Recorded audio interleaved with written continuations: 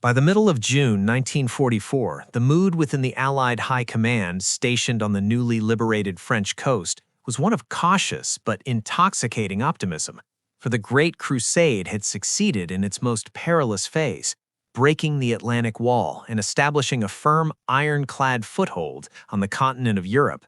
The beaches of Omaha, Utah, Gold, Juneau, and Sword, once killing grounds, had been transformed into the busiest ports in the world, a chaotic symphony of logistics, where Liberty ships disgorged an endless river of Sherman tanks, deuce-and-a-half trucks, and fresh infantry battalions, ready to chase the retreating Wehrmacht back to Berlin. To Lieutenant General Omar Bradley, gazing at the operational maps in his command tent, the path ahead seemed deceptively straightforward. The beaches were won, the German counterattacks had been repelled, and the vast open plains of France awaited the mechanized might of the U.S. First Army, a terrain that American commanders believed would function as a perfect racetrack for their superior mobility.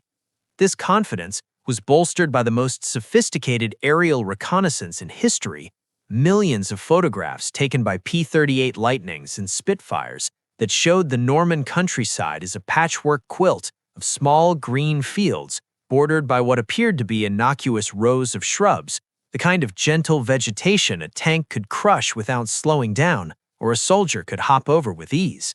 However, this interpretation was a catastrophic failure of intelligence born of a two-dimensional perspective, for the vertical cameras looking down from 20,000 feet had flattened the world, erasing the verticality of the terrain and hiding a geological nightmare that had existed since the time of the Caesars. The American planners had failed to understand the word bocage, a term that meant nothing to a kid from Kansas or Brooklyn, but defined the very existence of the Norman farmer. These were not garden hedges, they were centuries-old property demarcations, massive earthen dikes that had been built up over 1,000 years of peasants clearing stones from their fields and piling them on the boundaries, binding the earth together with the gnarled, steel-hard roots of hawthorn, bramble, and oak trees. When the infantrymen of the 29th Division, the blue and gray, moved off the beaches and pushed south toward the city of St. Lo, they walked out of the sunlight and into a claustrophobic green twilight, where the war changed instantly from a contest of maneuver into a bloody yard-by-yard stalemate. The men found themselves navigating sunken lanes, ancient wagon roads that had been worn down by centuries of traffic and rain, until they sat 4 to 6 feet below the level of the surrounding fields, turning every road into a natural trench where the sky was a narrow ribbon above a canopy of interlocking branches. Private First Class Miller, a composite of the confused and terrified riflemen of that summer, found that climbing the bank to see the next field was a physical impossibility without a ladder. The banks were often steep, slick with moss, and topped by vegetation so dense it was impenetrable to the eye. The psychological impact was immediate and devastating. The soldiers who had trained for open warfare in the expansive maneuver grounds of the American South now found themselves in a jungle of the temperate zone, where visibility was measured in feet rather than miles. The open fields on Bradley's map were actually a series of thousands of self-contained fortresses, unconnected by lines of sight, meaning that a unit in one field could be completely unaware of the slaughter happening in the adjacent pasture. As the 29th pushed forward, the silence of the bocage was not the sign of the enemy's absence, but of his invisibility. The German defenders, particularly the paratroopers of the 3rd Fallschirmjäger Division, had utilized the weeks before the invasion to burrow into the earthen banks themselves, carving out firing positions that were completely concealed by the thick foliage, creating spider holes and machine gun nests that looked nothing more than a patch of ivy or a twisted root. The American advance did not meet a continuous front line, it met a honeycomb of ambushes. Miller and his squad, stepping cautiously into a square pasture that looked empty, were suddenly pinned down by the ripping sound of an MG-42 firing from a corner of the hedgerow, the bullets cracking over their heads and shredding the leaves. But when they looked for the muzzle flash, they saw nothing but a wall of green. They were trapped in a kill zone that had been pre-sighted by German mortars, and when they tried to retreat, they found the earthen walls behind them were just as steep and impassable as the ones in front. The optimism of D-Day evaporated in the humid, stagnant air of the hedgerows, replaced by the sinking realization that the aerial photographs had been a lie and that the technology of the 20th century had just been neutralized by the agrarian architecture of the Middle Ages. The tanks that were supposed to race to Paris were idling their engines in the sunken lanes, their commanders terrified to breach the hedgerows because they knew that the moment they nosed over the bank, the exposed underbelly of their vehicle would be offered up to the enemy. The U.S. Army had brought enough firepower to level mountains, but they had no doctrine, no training, and no tools to fight a war in a maze where the enemy was part of the landscape itself. As the sun set on the first days of the inland push, the map of France, which looked so open and inviting in the briefing room, closed around the American troops like a green fist, squeezing the life out of the advance and turning the liberation of Europe into a bloody game of hide-and-seek where the seeker was almost always the first to die. If the topography of the bocage was a natural accident, the way the German army exploited it was a masterpiece of military engineering, transforming the innocent geography of dairy farming into a lethal three-dimensional chessboard where every square was a pre-calculated kill zone. The defenders, specifically the elite paratroopers of the 3rd Fallschirmjäger Division and the grim veterans of the 2nd SS Panzer Division Das Reich, realized quickly that they did not need to pour concrete to stop the American advance. The Norman farmers had done the work for them over the last 500 years. They treated each rectangular field not as pasture, but as a watertight compartment of a sinking ship, a self-contained fortress bounded by earthen walls thick enough to stop a 75mm tank shell and high enough to hide a Tiger tank. The German tactical doctrine was adapted instantly to this checkerboard warfare, abandoning the sweeping maneuvers of the Eastern Front for a static, claustrophobic brutality that relied on invisibility and geometry. They dug their foxholes not behind the hedgerows, but into them, tunneling into the dense root systems of the embankments to create firing positions that were virtually imperceptible from 10 feet away, leaving only a slit the width of a cigarette pack for their weapons. The nightmare for the American GI lay in the sinister sophistication of the German fire plan. When a U.S. platoon managed to scramble over a hedgerow and drop into the field beyond, they expected the enemy fire to come from the hedgerow directly in front of them, the logical front line. But the Germans rarely placed their machine guns there. Instead, they positioned their MG-42s, the terrifying Hitler's buzzsaws capable of firing 1,200 rounds per minute, in the corners of the field, firing diagonally across the pasture in an X pattern. This grazing fire meant that the bullets traveled parallel to the hedgerow the Americans were crouching behind, effectively skimming the grass. The moment a squad stood up to advance, they weren't hit from the front, they were cut down from the flanks by invisible streams of lead that seemed to come from nowhere. There was no cover. The very wall they were using for protection became the anvil against which the machine guns smashed them. And if they stayed pinned down, the second layer of the trap was activated. German mortar crews, positioned safely 2 fields back, had already registered the coordinates of every single pasture in their sector. All the forward observer had to do was whisper a code into his radio, and seconds later, silent 81mm mortar shells would fall almost vertically into the box, detonating in the tree canopy above the Americans. These tree bursts turned the branches and the hedgerow wood into jagged shrapnel that rained down into the foxholes, killing men who thought they were safe behind cover. The sunken lanes that connected these fields became corridors of death. Private Miller and his unit found that the bocage acted as a terrifying sound insulator.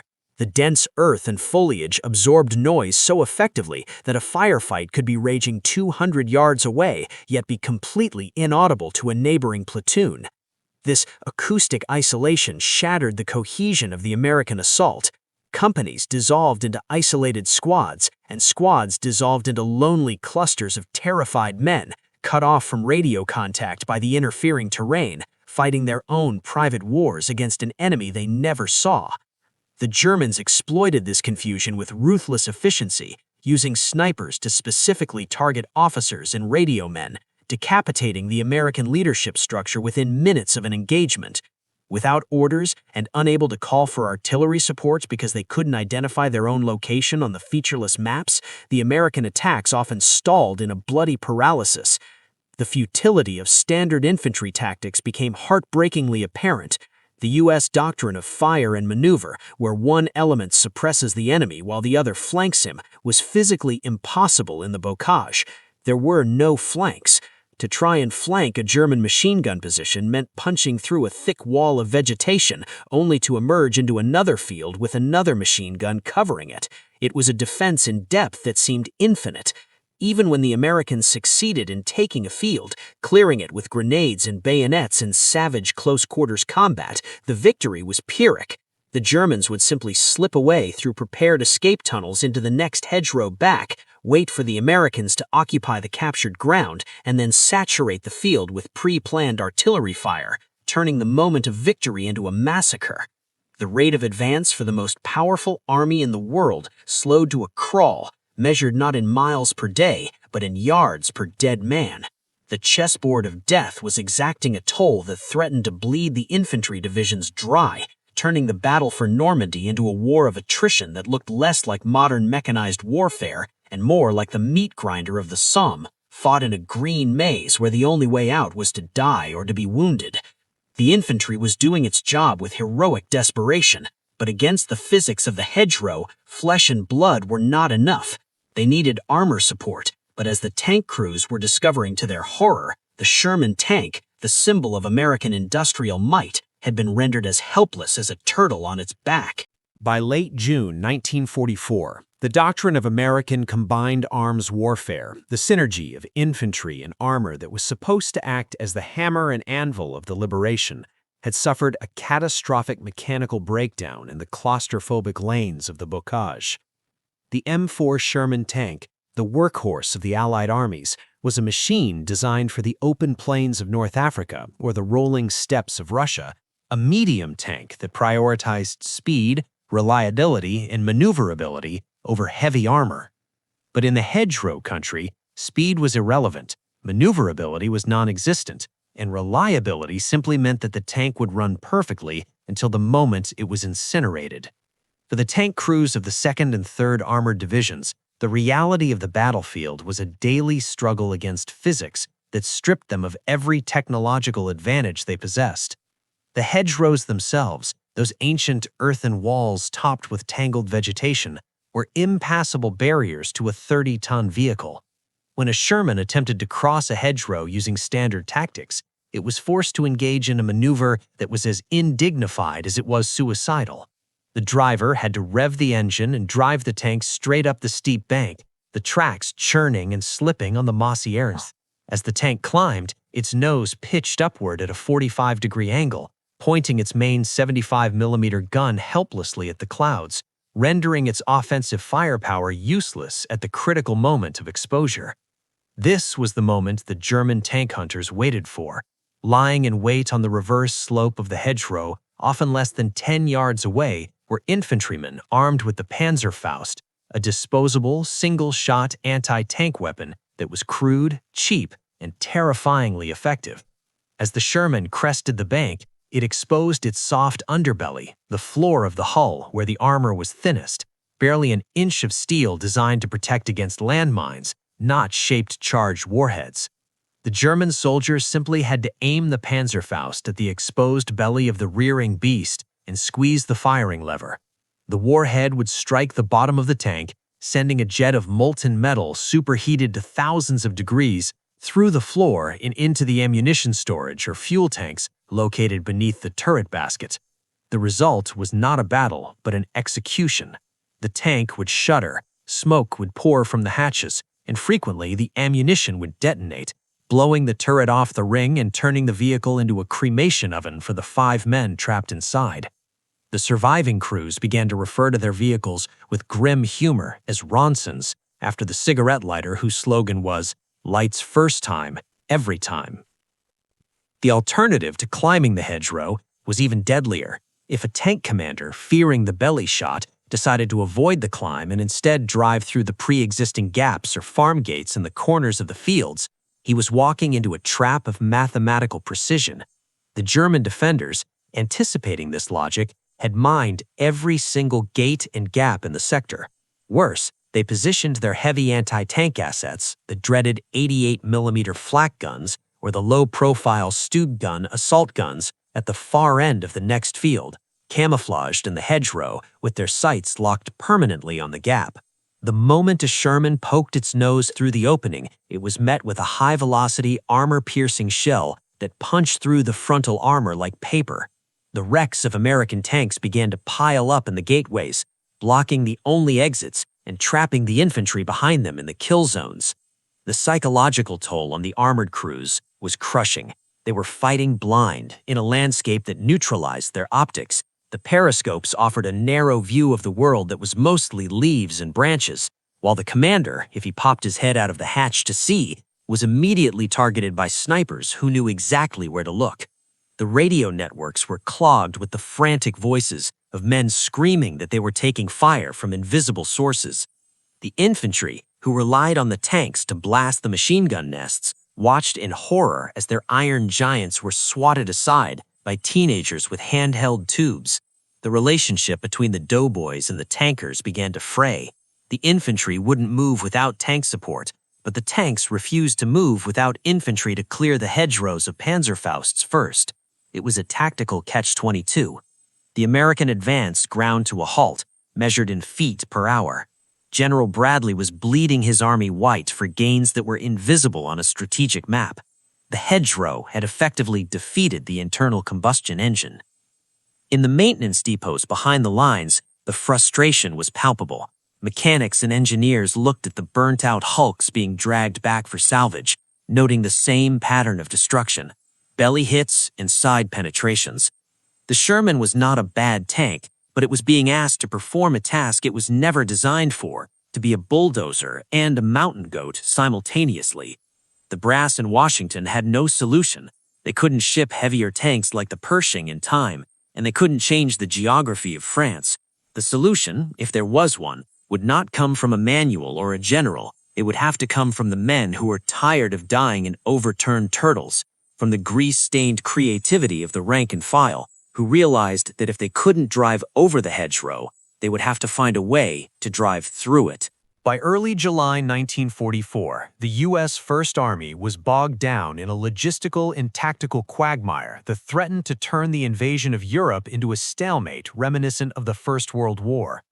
While the generals in the Chateau headquarters argued over grand strategy, the solution to the hedgerow hell was being forged in the grease-stained reality of a forward maintenance depot near the front lines, born not from the mind of a West Point graduate, but from the pragmatic ingenuity of a 29-year-old sergeant named Curtis G. Cullen of the 102nd Cavalry Reconnaissance Squadron, 2nd Armored Division.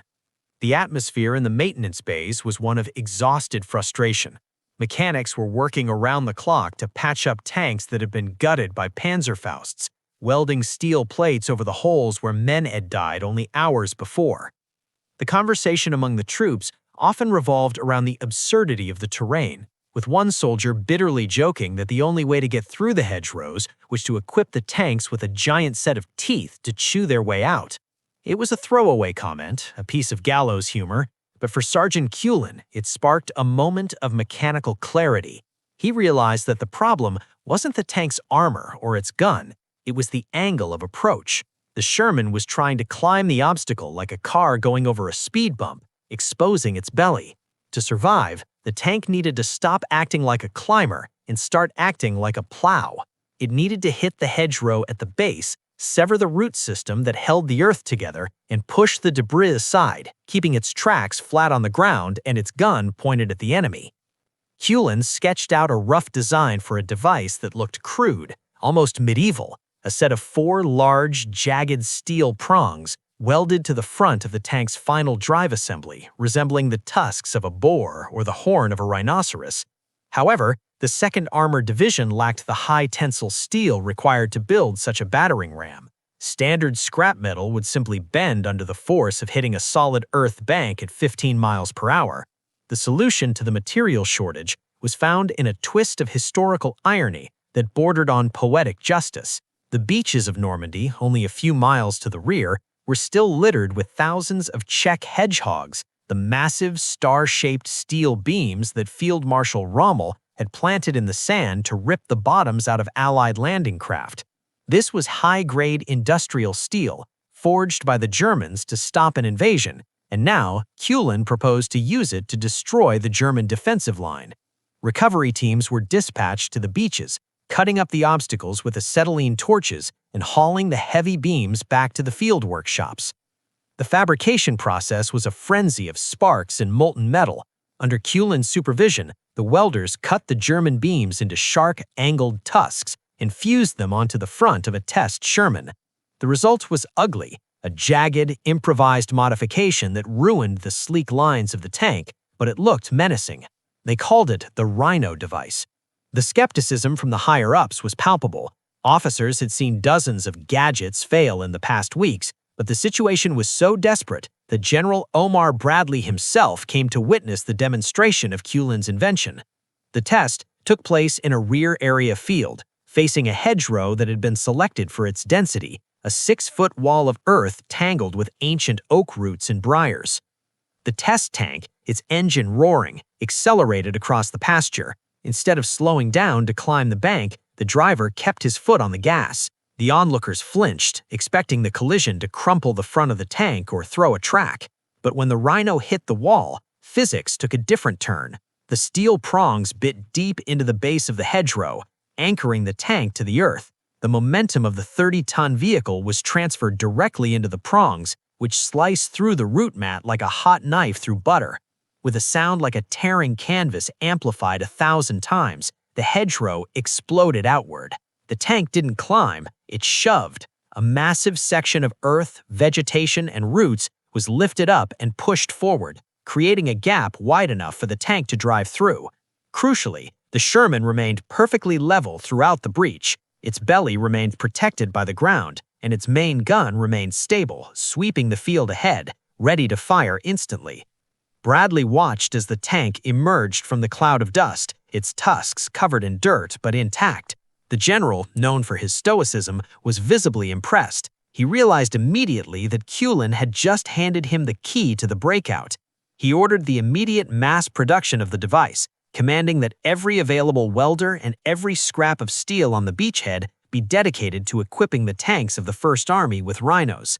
The Kulin Hedgerow cutter was not a piece of standard-issue equipment. It was a rough, field-expedient adaptation, but it changed the tactical calculus of the war overnight.